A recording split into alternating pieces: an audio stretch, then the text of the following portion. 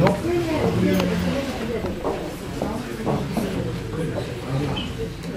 Ki so vse zadnje tudi čas oziroma v zadnjih letih. Čisto iz osebnih izkušenj mislim, da se bo ta dostopni čas podaljšal. Glede na to, da že mi, navadni državljani, prebivalci tega območja, imamo zdaj velike probleme.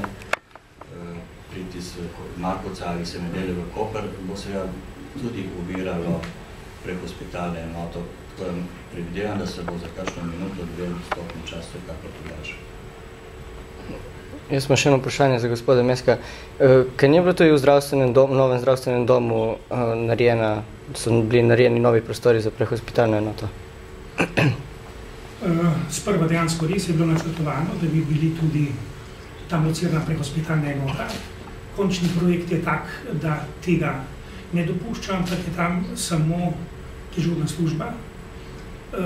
Razmišljamo oziroma, če bi bili pogoji, bi tudi tako zvano dnevno urgenco tja premaknili.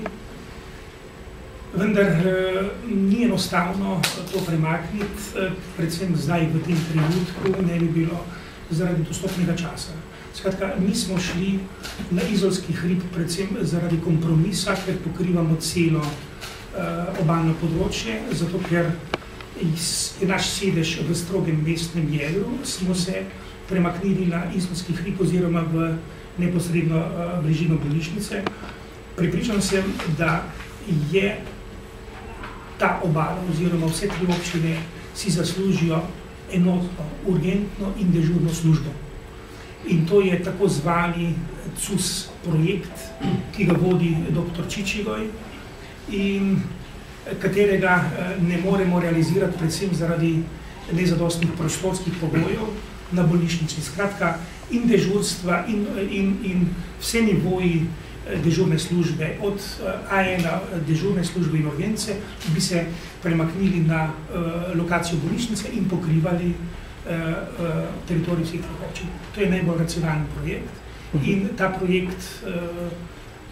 za ta projekt se bomo po vsej verjetnosti v kratkem odločili, ga podprli, pridobili tudi podporo vseh občin in nekako zahtevali, pričakovali podporo tudi ministrstva. Kaj pa zdaj, ko je kolegica vprašala glede teh zapor, začasno premestitev te enote, to ni mogoče?